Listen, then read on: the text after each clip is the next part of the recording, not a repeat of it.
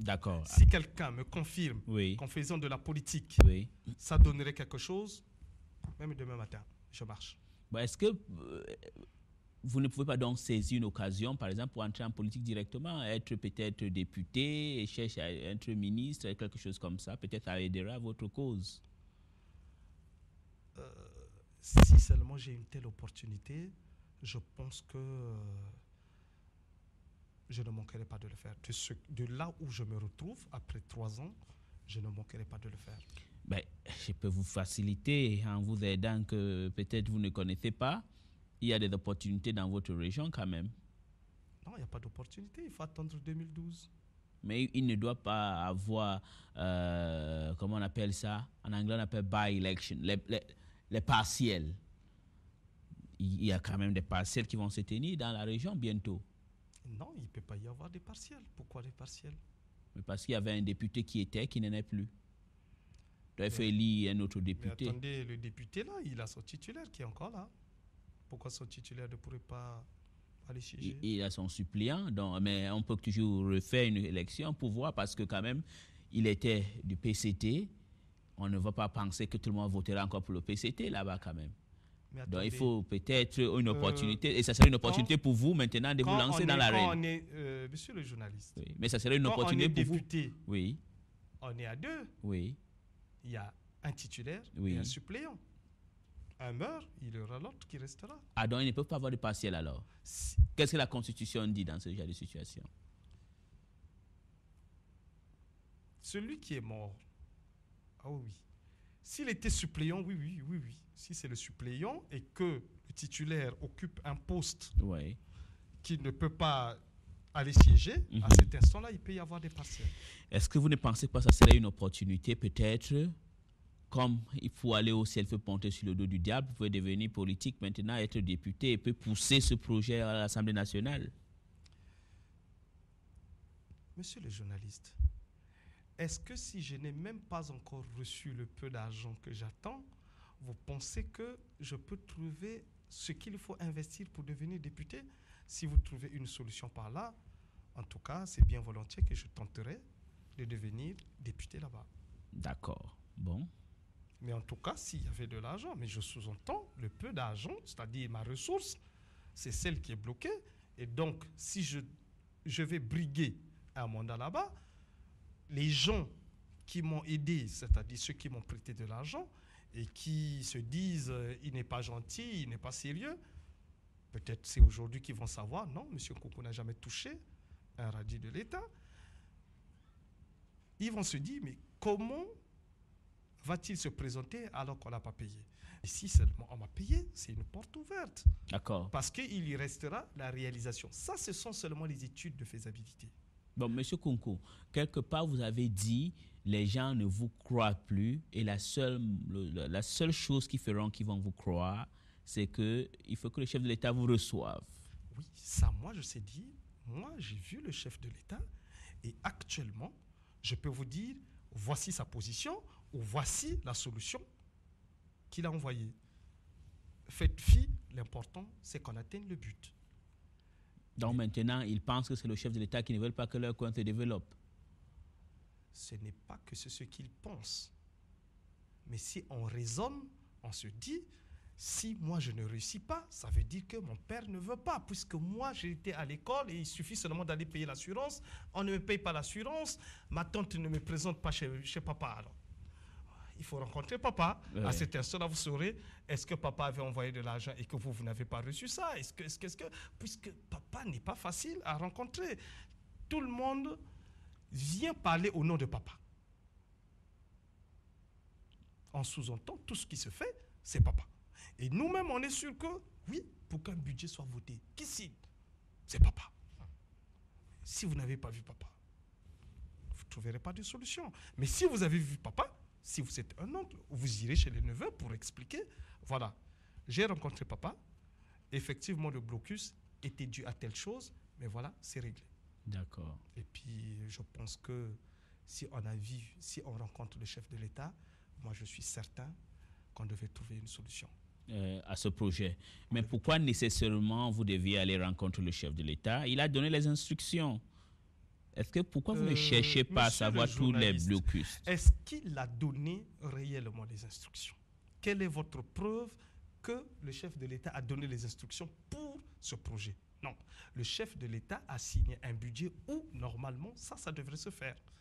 Mais il n'a pas donné une instruction spécifiquement pour le barrage de Ngoyo. Alors, mais quand On il n'a dit, aucune preuve. mais s'il dit qu'il lance la municipalisation accélérée, ce genre de projets peuvent aussi s'arrimer dans l'ambition de municipalisation accélérée du pôle. Vous allez m'excuser, hein, mais est-ce que vous avez déjà vu le schéma directeur de la municipalisation du pôle? Est-ce qu'il y a quelque part où c'est écrit, la partie où il y a hydraulique et électricité, est-ce que vous avez retrouvé les chutes de Ngoyo dessus? Et c'est quelle chute qui est inclue dedans? Je ne sais pas dire, mais vous regarderez. Est-ce que vous ne pensez pas que... Je peux vous dire c'est pas écrit Ngoyo là-bas. Je ne sais pas qu'est-ce qui est écrit, mais en tout cas, pas le mot Ngoyo. Ngoyo, ils ont négligé. Non, on n'a pas mis le nom de Ngoyo. Est-ce que vous ne pensez pas qu'ils se disent que c'est un micro-barrage? Il veut faire quelque chose de majeur dans le pool, donc Ngoyo peut rester. La municipalisation accélérée dure une année. Oui. D'accord? Et si on est réaliste, on sait qu'on ne peut pas faire des études de faisabilité pour une micro-centrale hydroélectrique en moins de 6 mois. Parce que vous n'allez pas avoir toutes les saisons de l'année. Ce n'est pas possible. C'est un leurre. Si quelqu'un dit c'est dans la municipalisation accélérée que nous allons faire, c'est un leurre. Ça, allons-y directement, c'est un leurre. Ce n'est pas possible. Mais si on dit on récupère telles études pour faire telle chose, ça passe. Parce qu'on ne fait pas un barrage comme on fait de la boulangerie. Hein. Non.